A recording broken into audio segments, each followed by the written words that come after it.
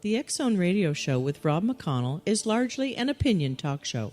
All opinions, comments, or statements of fact expressed by Rob McConnell's guests are strictly their own and are not to be construed as those of the X Zone Radio Show or endorsed in any manner by Rob McConnell, rel-mar McConnell Media Company, the X Zone Broadcast Network, its affiliated networks, stations, employees, or advertisers.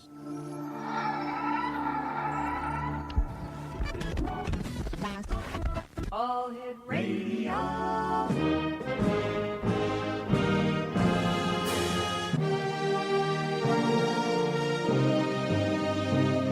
Welcome to the X Zone, a place where fact is fiction and fiction is reality. Now, here's your host, Rob McConnell.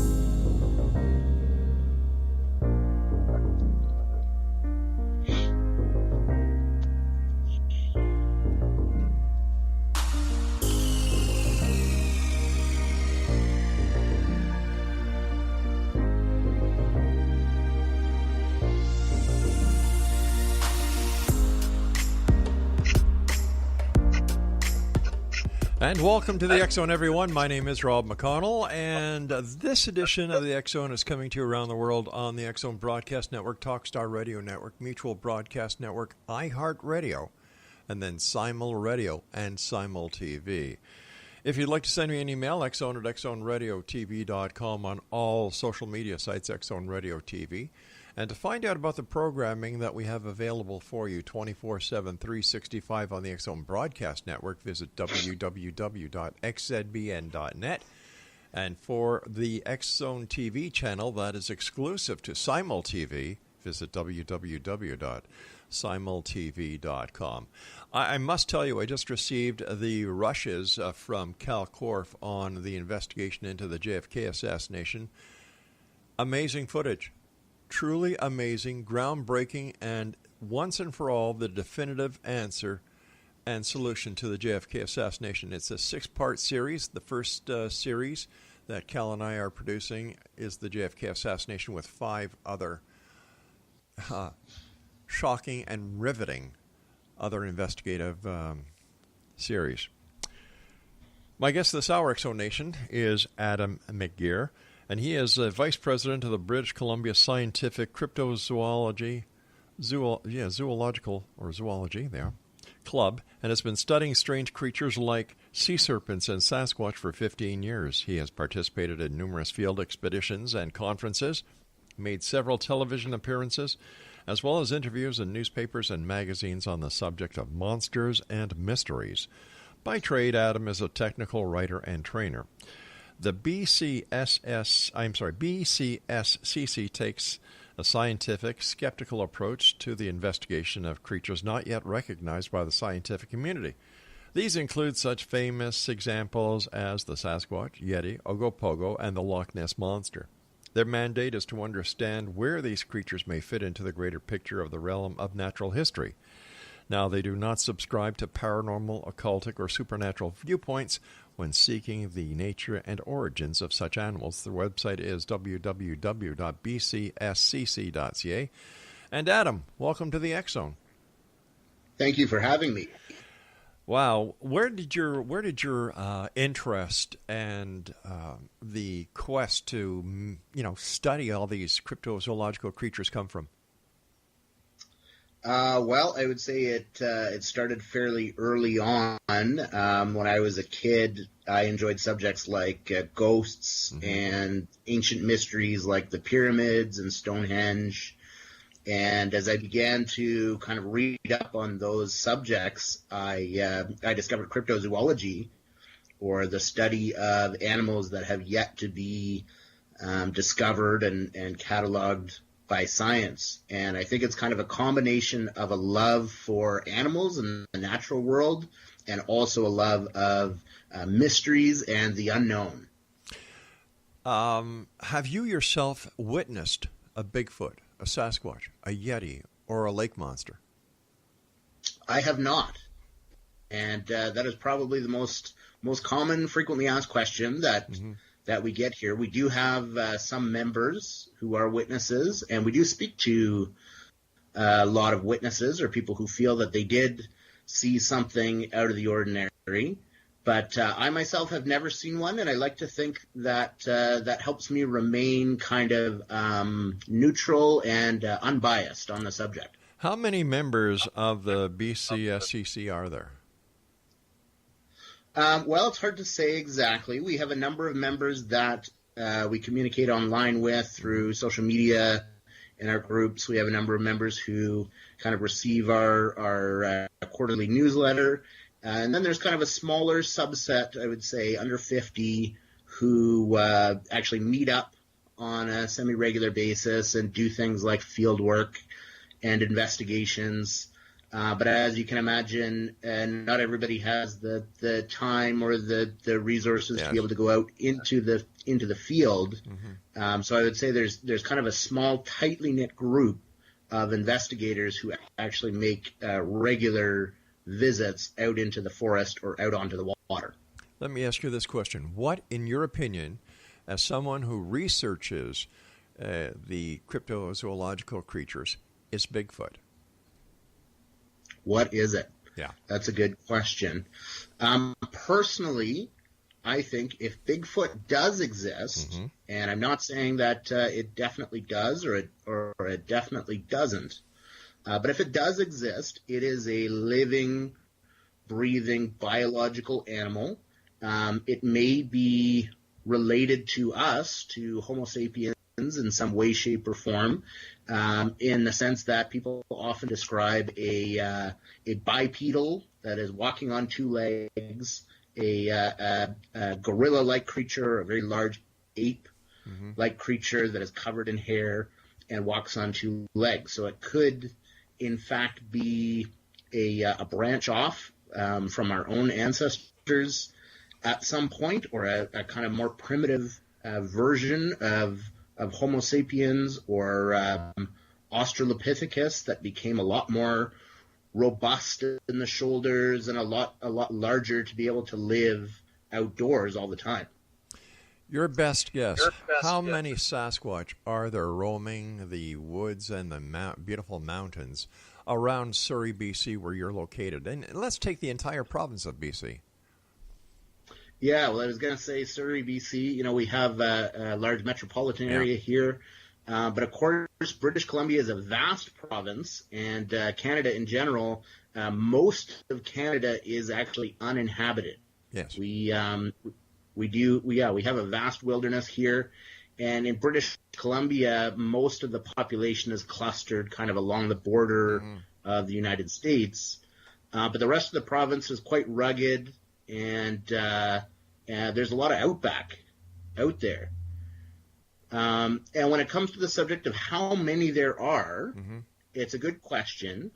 Sometimes people fall into the habit of thinking about the Sasquatch or the Bigfoot. Like there's only one that is seen over and over again. But there must be several of them in order to sustain a population, just like, the black bear or the grizzly bear. So there could be anywhere between 100, 500, even a couple thousand in order to kind of propagate their species. Something that has bothered me from the very first day that I had the opportunity of speaking to Bigfoot, cryptozoologist, and my very first interview with Bigfoot was with Lauren Coleman himself, is that these animals are not protected by any law in Canada or the United States. And yet, I'm an animal lover, please don't get me wrong. Animals that are recognized to be in existence are protected under the Criminal Code of Canada. So why isn't Bigfoot and any other cryptozoological entity not given the same protection as a little puppy or a kitten? Well, that's a good question. I would certainly like to see some more definitive protection in place, but I think it's a matter of not having the proof of these species yet.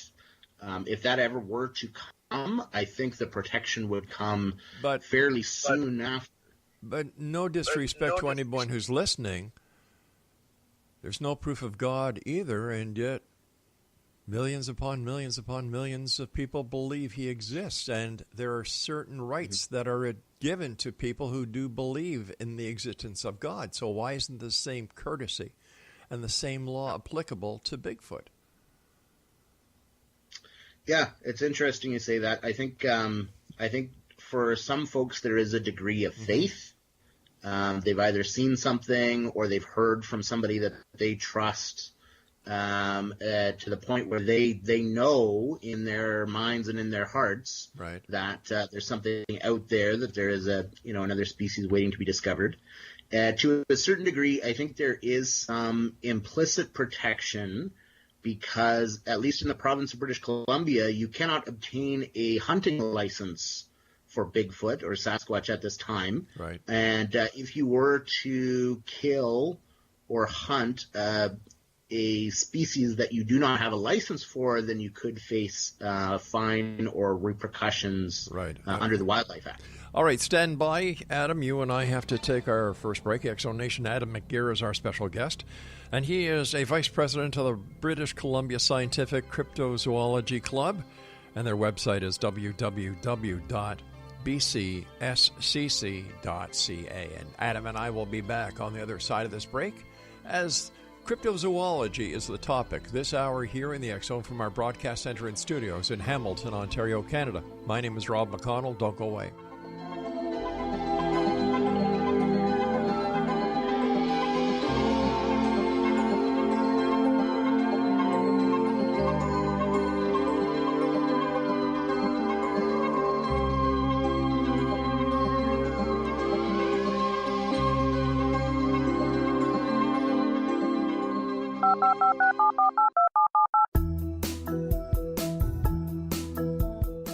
Did you know that when you're on the road with limited data or Wi-Fi, you can still listen to the X-Zone radio show with Rob McConnell, The Science of Magic with Gwilda Wiyaka, X-1, Dimension X, Space Patrol, and every minute of the X-Zone broadcast network by calling 213-401-0080, courtesy of Audio Now.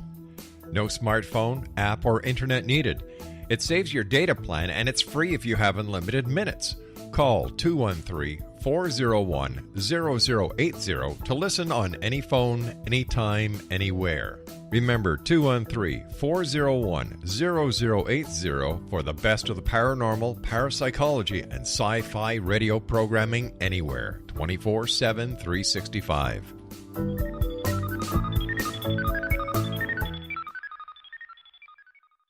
You have heard of the X-Zone? Now watch it on Simul TV. Plus 500 video games, live TV channels, free video on demand, worldwide, and more. Does this sound like tomorrow's television? Well, it is, but you can have it today, right now. It is Simul TV. Simul TV offers what the others only wish they could provide. 15 exclusive channels like X-Zone, Sci-Fi, and Horror. We are worldwide. No other provider offers that. 500 built-in video games. No need to have an extra expensive system. We have them included. Free video on demand. Live streaming events from around the world. Interactive online network, and much more. Tomorrow's TV today. Simul TV. Sound too good to be true? Well, it's not. You can have Simul TV today. Sign up at simultv.com. Do it today.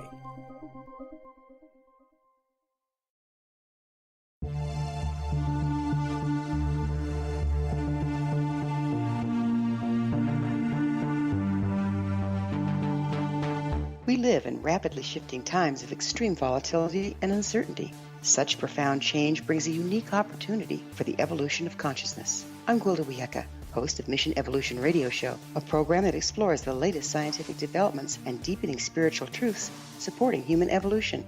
Join me on XZBN.net, where I interview leading experts in science, physics, medicine, spirituality, and more.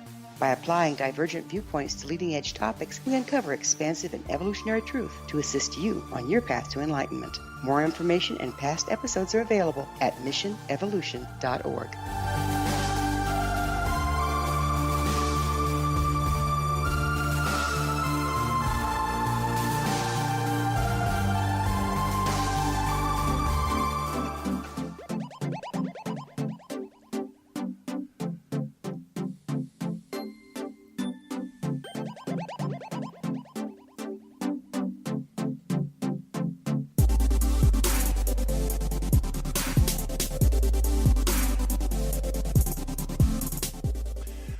little bit of family news here today, X-Zone Nation. Laura and I are very proud to announce that earlier today, at approximately 5 o'clock Eastern, our son and daughter gave birth to a little baby boy. This is our 12th grandchild, Little Link, as well. His name is Link, and we call him Little Link. Weighed in at 8 pounds, 12 ounces, and both Mom and Dad are doing great. And little Wyatt, Link's brother, can't look for, he's so excited and he just can't wait to take the role of big brother to the next step. So to Susie and Clint and Link and little Wyatt, love you guys. Proud of you all. My guest this hour is Adam McGirr. He is the A Vice President of the British Columbia Scientific Cryptozoology Club. Their website is www.bcscc.ca. All right, Adam, what do we know about the creature that we call Bigfoot? What do we know about his social life, his home life, his family life? Well, the honest answer is not a whole lot. We're still very much in the discovery phase in terms of details about what the habits of this animal may be. Right. But I think if we are thinking about this like a living, breathing creature, then we have to assume that these animals meet up somehow. They might have some sort of mating call. They may even share food or other resources. And some people believe that they have nesting sites where people have discovered either, structures in the forest that look like they were put together with very large fallen limbs from trees, or matted areas that look like something may have bedded down for the night. So if these are living, breathing creatures, then they must eat and sleep and reproduce just like us. Based on the research that your association or your club has done, have there been eyewitness accounts of adult Bigfoots, smaller Bigfoots, as well as juvenile Bigfoots?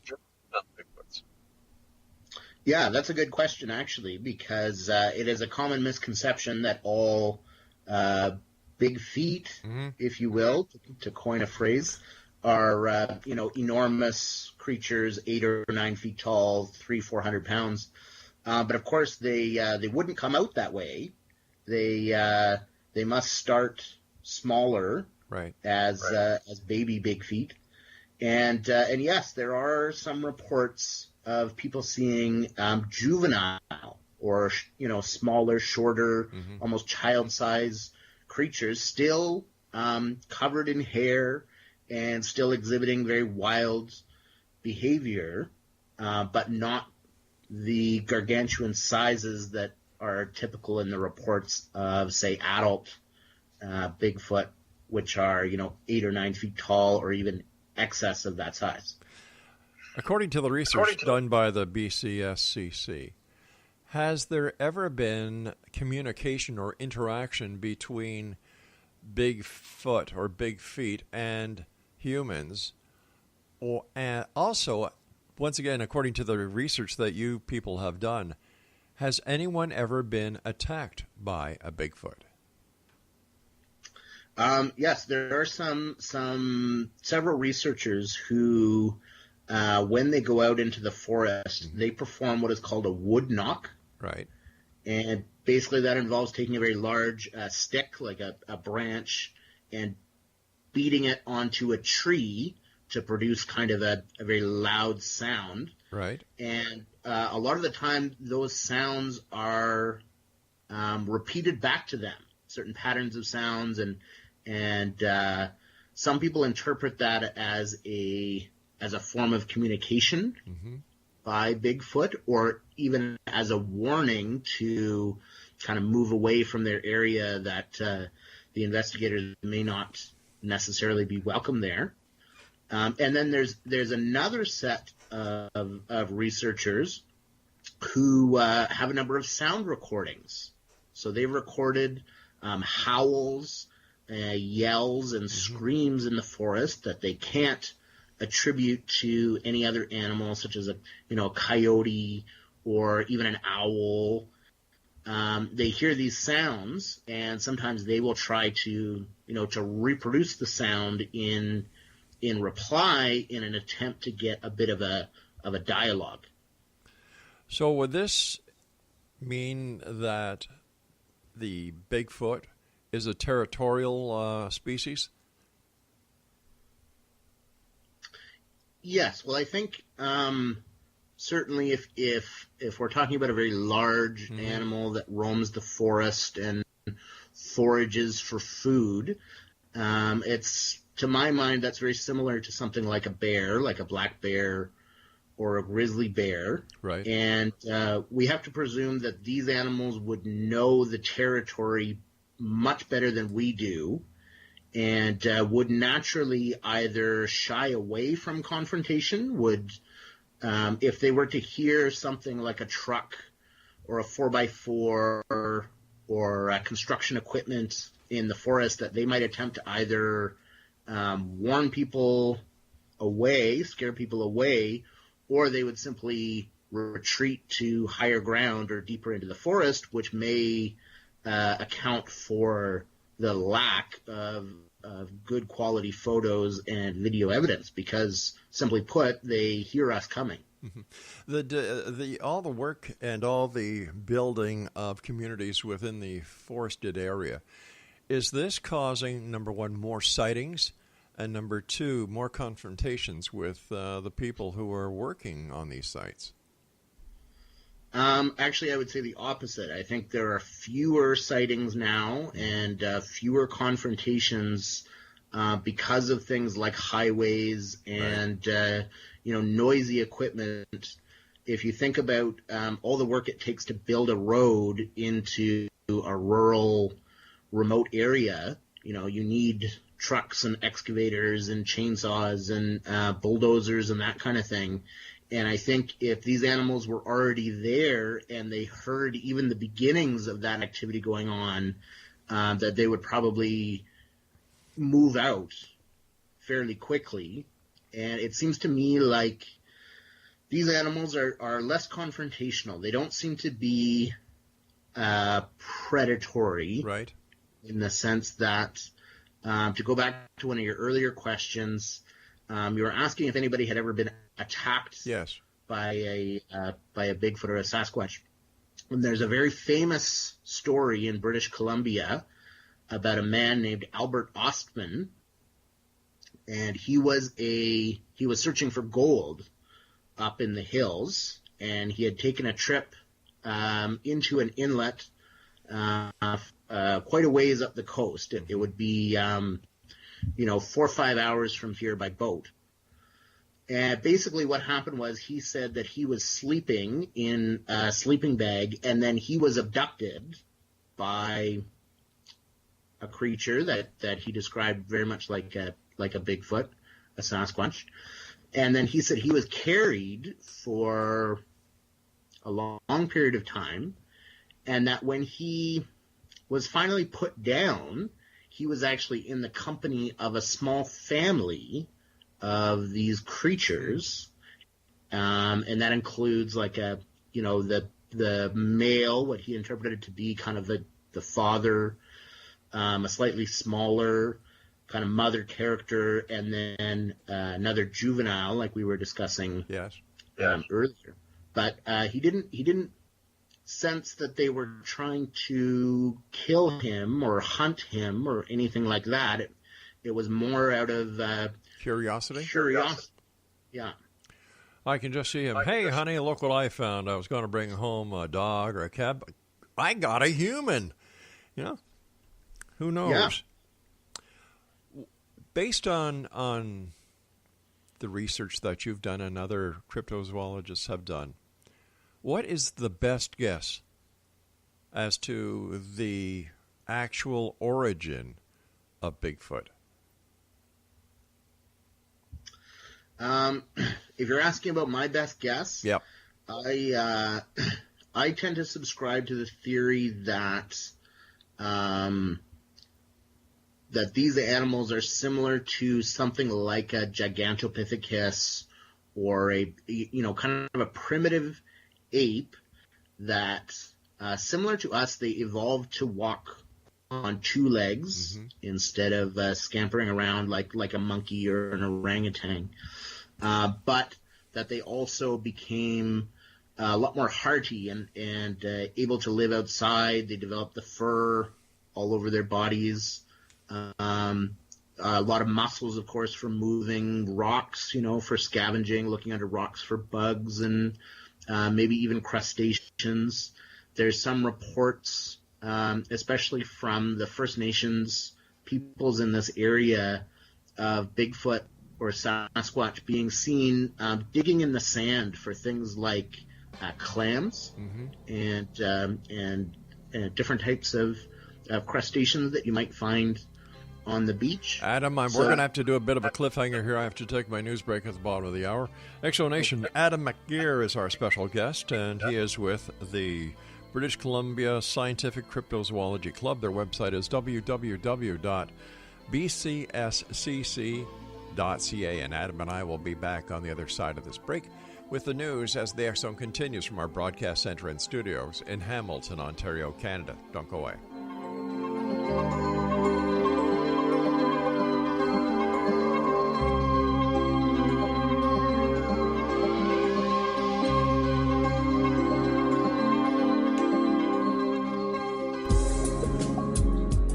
From our broadcast studios in Hamilton, Ontario, Canada, to the world and beyond, you're watching the X Zone Broadcast Network, www.xzbn.net.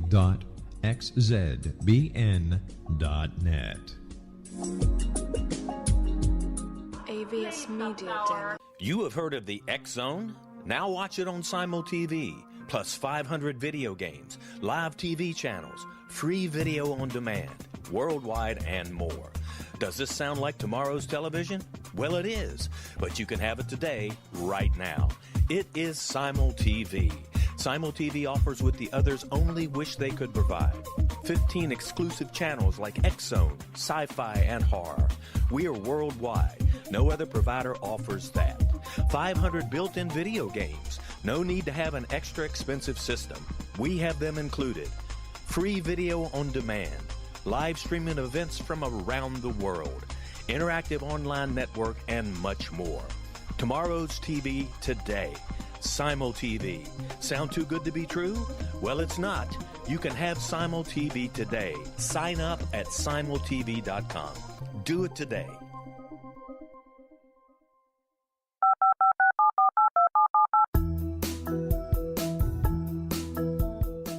Did you know that when you're on the road with limited data or Wi-Fi, you can still listen to the X Zone Radio Show with Rob McConnell, The Science of Magic with Gwilda Wiyaka, X-1, Dimension X, Space Patrol, and every minute of the X Zone Broadcast Network by calling 213-401-0080, courtesy of Audio Now.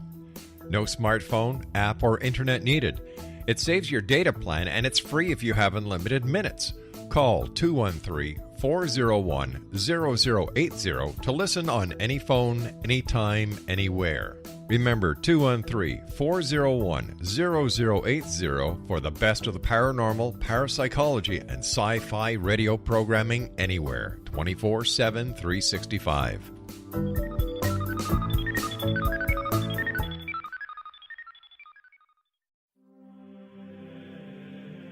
Rob McConnell here, presenting an overview for Nicholas Paul Jennings, author of a fascinating book, Amen. It presents facts revealed by Egyptologists, facts that enable us to understand why Amen is the beginning of creation of God.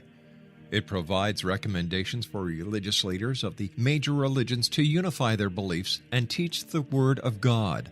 Love one another. Amen informs people how mankind conceived God.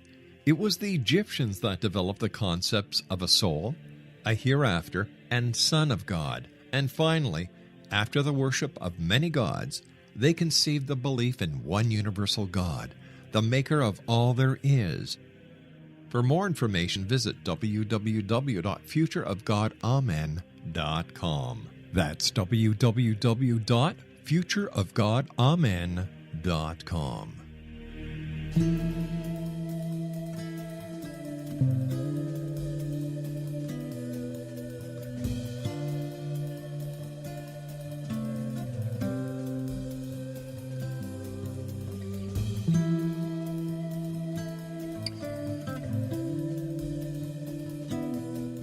We're talking about Bigfoot this hour with our guest, Adam McGirr. He is one of the vice presidents of the British Columbia Scientific Cryptozoology Club. Their website is www.bcscc.ca. Adam, before we went to the break, you were saying that there have been reports from some of the indigenous Canadians in that area who've actually seen Bigfoot digging in the sand as if we're looking for clams or other crustaceans. What else have the indigenous people reported? Well, in fact, there's a very rich cultural tradition amongst several different First Nations peoples, at least in British Columbia, describing creatures like Bigfoot or Sasquatch. And in fact, the word Sasquatch is likely derived from a First Nations word that might be closer to Saskats. So essentially, there have been people here for thousands of years, and the stories of these kind of large creatures go back in their oral traditions quite a long way. And in some cases, they're seen as a good omen, and in some cases, they're seen as a bad omen if you encounter one. But it really varies depending on the people and their particular set of legends. But I think in general, more modern researchers try to reconcile what we see today in terms of the sightings and the descriptions with some of these legends that have been around for hundreds, if not thousands of years, and suggest that these First Nations peoples were in fact aware of these animals long before the Europeans came to North America. When were the first reports submitted to the BC Wildlife and Fisheries Department as well as to the Royal Canadian Mounted Police pertaining to Bigfoot, Sasquatch? Yeah, I don't have information on that specifically. I think a lot of encounters would have happened fairly early on during while Canada was kind of being explored and being discovered. And in particular in British Columbia, our forestry industry was very busy in kind of the early in the 50s and 60s, 1950s and 1960s. And there are stories from older than that. But I think while we were beginning to really develop roads and highways, and perhaps these animals hadn't realized exactly the extent of our reach. Right. It seems like there were quite a few stories that came out at that time of logging truck drivers who would see something that they couldn't explain. And keep in mind, these folks see a lot of bears, black bears. They see mountain lions, all the different animals that you would expect to see in an area like that. These guys are often hunters or wildlife enthusiasts. So if they're reporting something that they can't explain, right, then it's just maybe there was something else out there.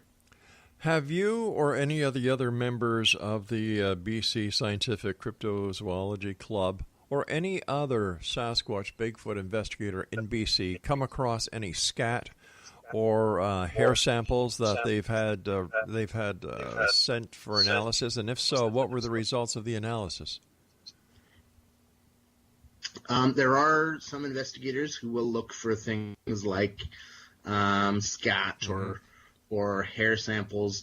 To be honest, it's very difficult. You're dealing with a vast area, and odds are if you see something like that in the woods, chances are it will belong to something like a bear a wolf, a coyote, Right. a dog. You kind of have to eliminate all of the usual suspects first before you can jump to something like an unknown hominid.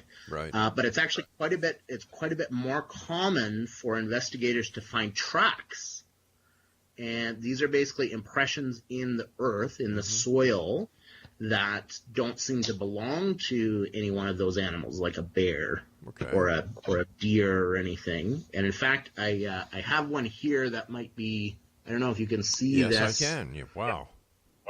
On your screen. This is actually a copy of a copy of a copy of a track, so the detail isn't very good here, but you can clearly see that there are 5 toes here, and it's quite a big foot. What size would that be in human standards?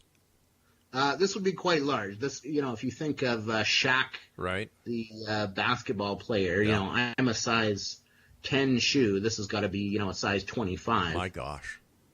But the detail on this print, you can see it's quite deep. Yes. So whatever made this print obviously had a lot of weight that it was carrying, and it would be difficult for somebody like me, even though I'm a little bit heavy set. It would be difficult for somebody like me to leave a print of this size and this depth in the earth. Whereabouts did that print come from? This print is actually a copy of prints found at the site of the famous Patterson-Gimlin film. Wow. And the Patterson-Gimlin film is probably the most famous piece of Bigfoot evidence. It was a film taken in 1967 in the area of Bluff Creek, California. And it's probably familiar to anybody who is familiar with the subject of Sasquatch. That's the one that depicts the large animal kind of crossing the creek bed. But isn't there a lot of controversy even within the cryptozoology research group that some believe that the film is legitimate, and others who have done backgrounds investigations into Patterson and Gimlin, kind of taint the credibility of the film? Yes, absolutely. There is quite a lot of controversy. Yeah. And as far as I'm concerned, nobody can say for certain whether or not the film is authentic or not.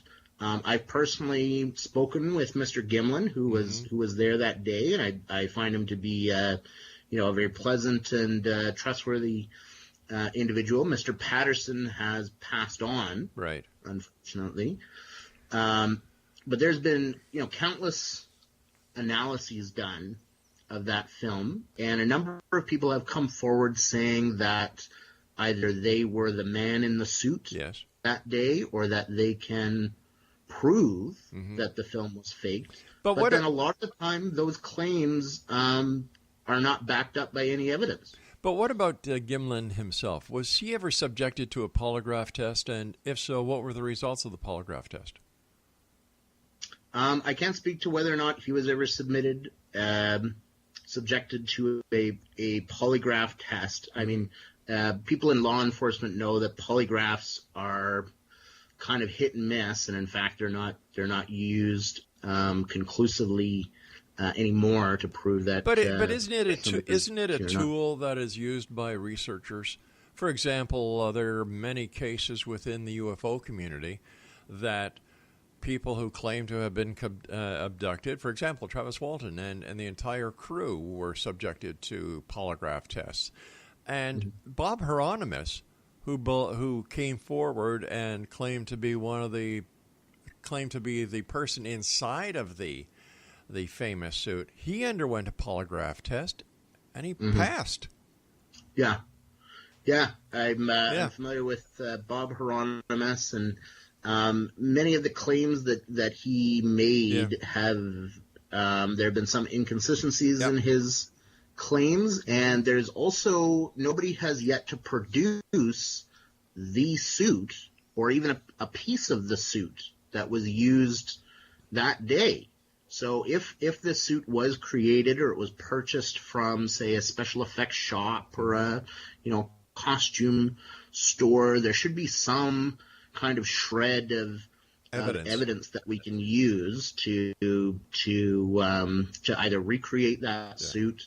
And the other detail is this is 1967. Mm-hmm. So this is, if you think about Planet of the Apes or Space Odyssey 2001, the special effects in that day were somewhat primitive. And to make a suit look as convincing as it does in the Patterson-Gimlin film would have required quite a bit of expertise. We can also use the God analogy in this case as well, where, once again, there's no evidence that a God really does exist, and you've got millions upon millions who believe. Here's a question I'm going to ask you, and I'll give you a bit of time to think over the answer as we go into this final break. How come there has never been a cadaver of a Bigfoot brought forward? Throughout Canada, there are deer that are hit, moose that are hit, mountain lions that are hit. You name it, you find them on the Trans-Canada Highway at some point. How come, if Bigfoot is real, there has never been a cadaver found of a Bigfoot either on the highway or in the forest? We'll be back on the other side of this break as we wrap up this hour here in the X Zone with our special guest, Adam McGirr. He is a vice president of the British Columbia Scientific Zoology Club, and their website is www.bcscc.ca. This is the X Zone. I am Rob McConnell, and we're coming to you from our broadcast center and studios in Hamilton, Ontario, Canada. This is the final wrap. Don't go away.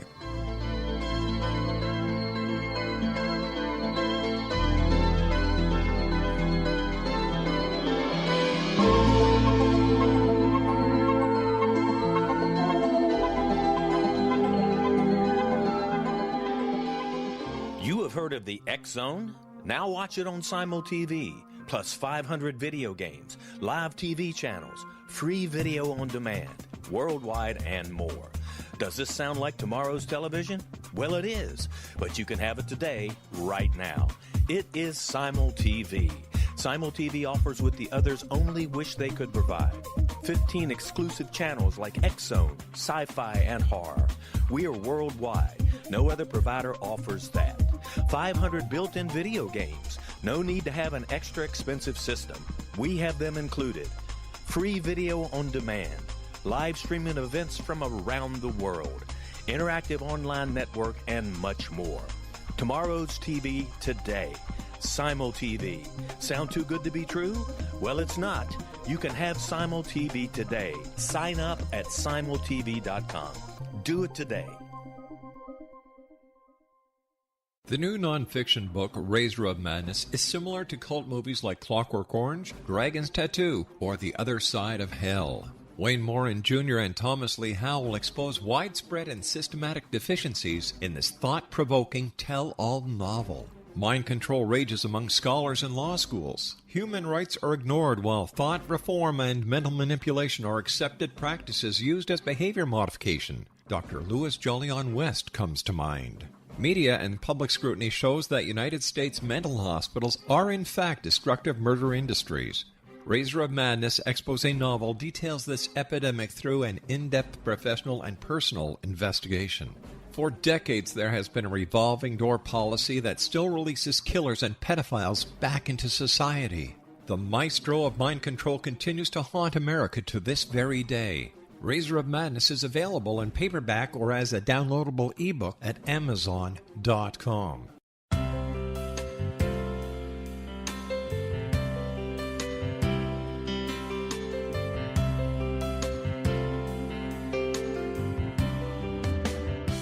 The concept of a new age has been around since the late 19th century, yet much of its original meaning has been lost.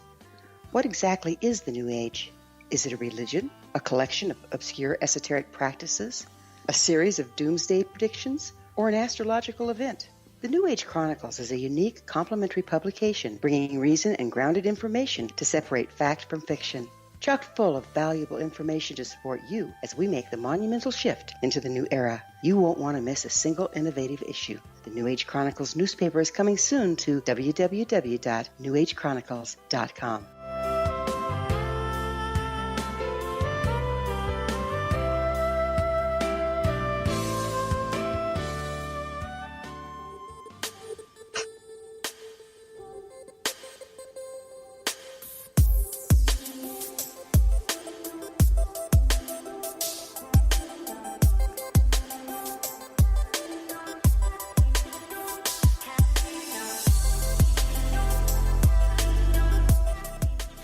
XO Nation, if you're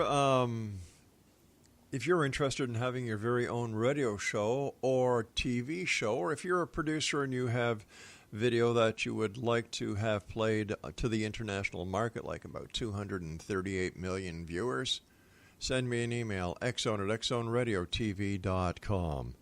My guest this hour is Adam McGirr. He is a vice president of the British Columbia Scientific Cryptozoology Club. Their website is www.bcscc.ca.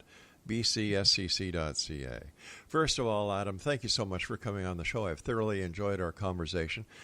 We'll have to have you back on because we still have so many other topics to talk about.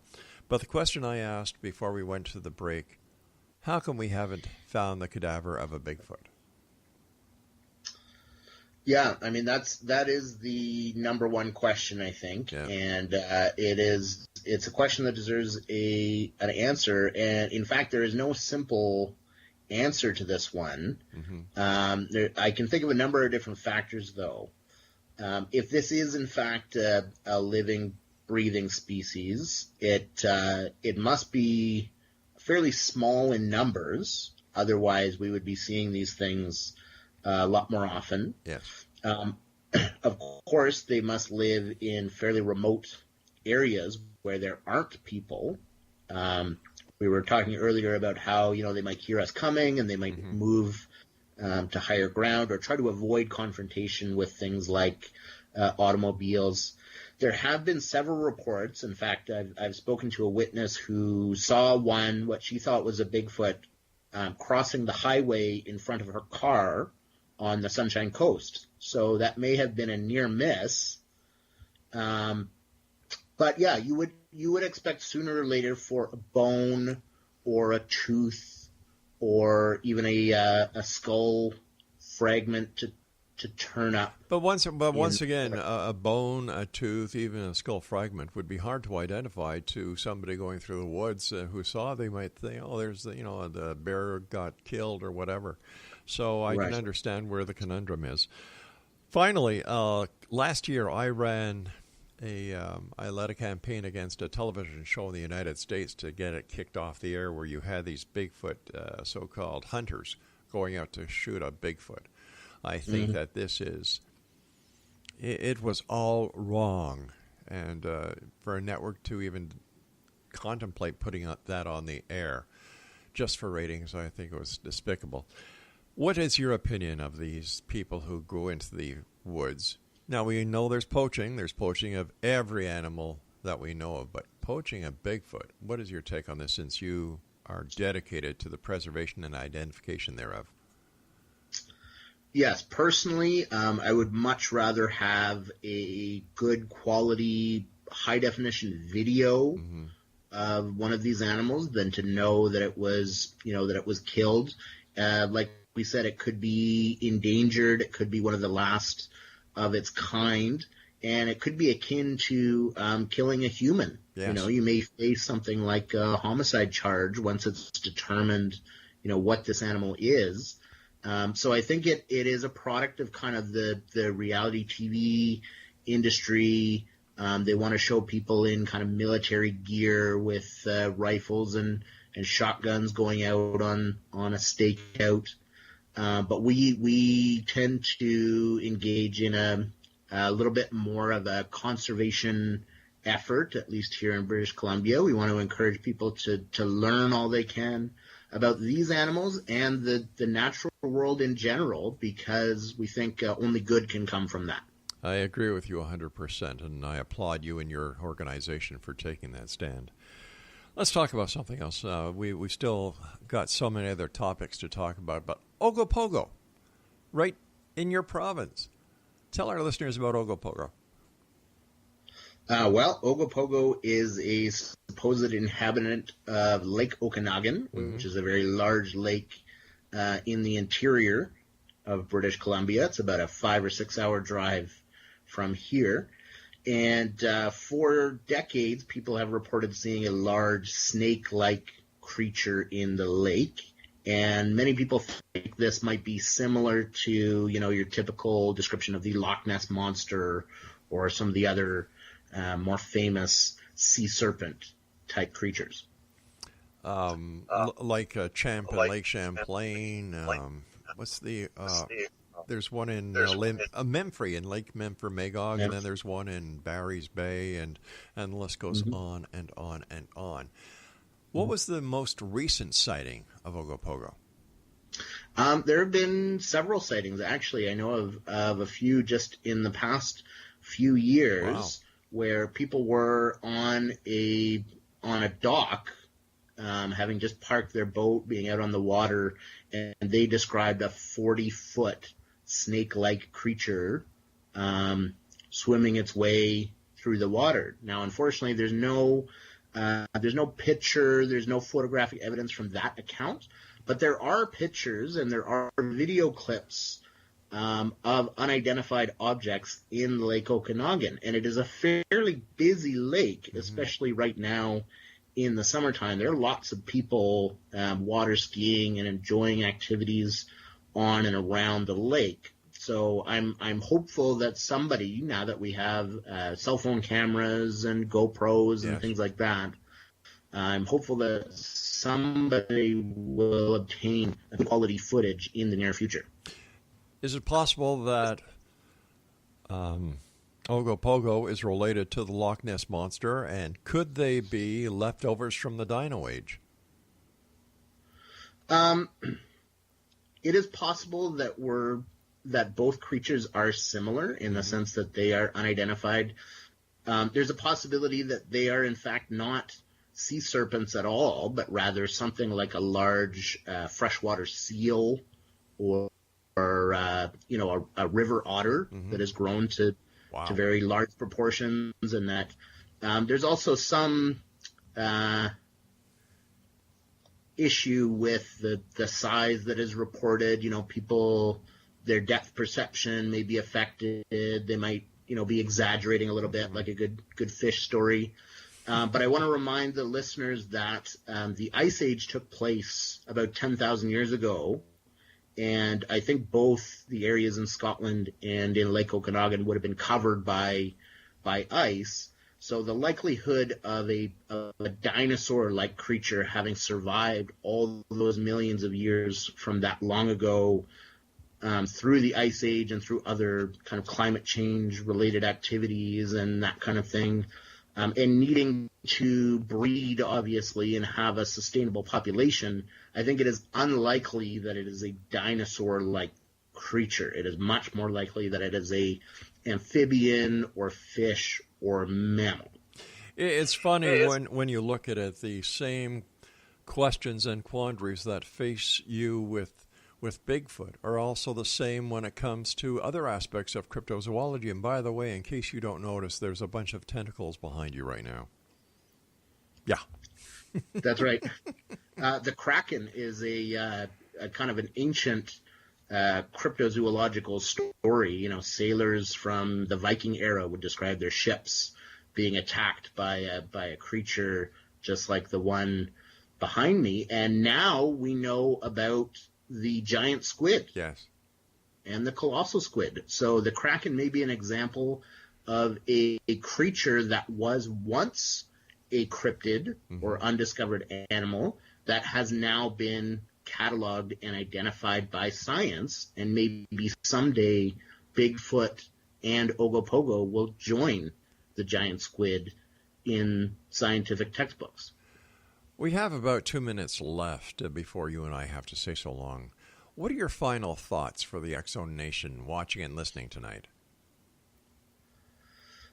In terms of final thoughts, I like to encourage people to learn all that they can about animals and the natural world. And if you're interested in a subject like cryptozoology, unfortunately, there's no degree that you can take. No university offers a degree in cryptozoology. But studies and disciplines like anthropology, marine biology, forensics, even photography and videography, there are a number of different skills that you can learn and you can develop that could help contribute to an interest in cryptozoology. So I would encourage people not to be dismayed and also to keep a kind of a skeptical viewpoint. If somebody has extreme claims that they've seen, a number of different unknown creatures, 4 or 5 Sasquatch together, or a 40-foot, 50-foot long snake, then it does deserve follow-up questions, and you do want to make sure that you use your logic and reason to try to determine the most likely candidate for the encounter. Adam, I want to say again, thank you so much for coming on the show. I look forward to the next time that you're with us, and please give my very best to the other people within your club, and you're always welcomed here on the X Zone. Thank you very much, Rob. I very much enjoyed this. You take care of yourself, my friend, and if there's anything exciting that comes across your desk, give us a call. We'll get you right back on. X Zone Nation. My guest this hour has been Adam McGirr. He is one of the vice presidents of the British Columbia Scientific Cryptozoology Club. Their website is www.bcss.ca. I'll be back on the other side of this commercial break as we continue investigating the world of the paranormal, the science of parapsychology, and so much more here in the X Zone from our broadcast center in Hamilton, Ontario, Canada. Don't go away.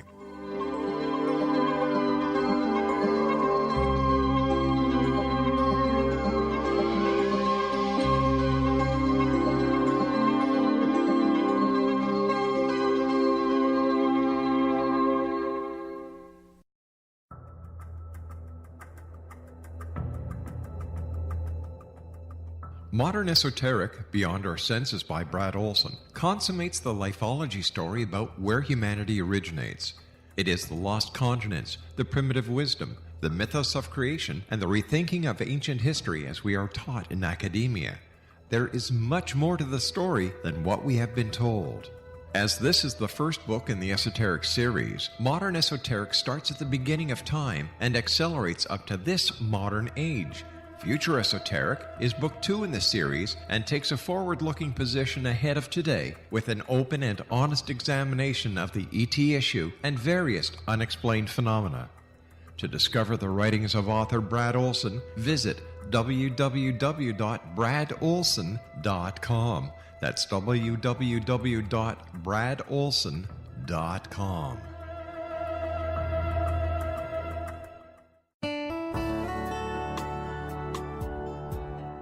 Are you or is someone you know struggling with addictions, depression, anxiety, relationships, low self-esteem, lack of confidence, grief, success, and prosperity?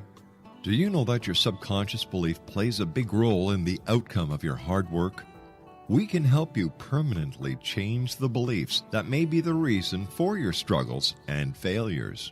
We care about getting you the return on your investment and the results you are looking for.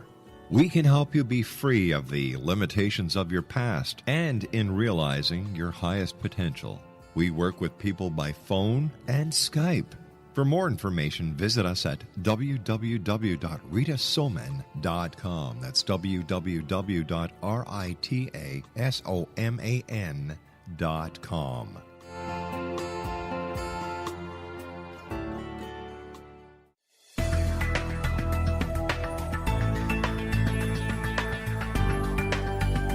Do you think you have energy problems in your home? Do you feel better when you're away than when you're home? Joey Korn is a global leader in the world of dowsing who specializes in personal energy clearing and space clearing. He can help you create an ideal energy environment in your home no matter where you live in the world. Learn about his remote spiritual house cleaning services and much more at www.dowsers.com. You can get Joey's book, Dowsing, A Path to Enlightenment, as well as other dowsing books and tools, Kabbalah books, and Walter Russell books. Joey's work is really amazing. Go to dowsers.com right now. That's DOWSERS.com or call 1-877-DOWSING.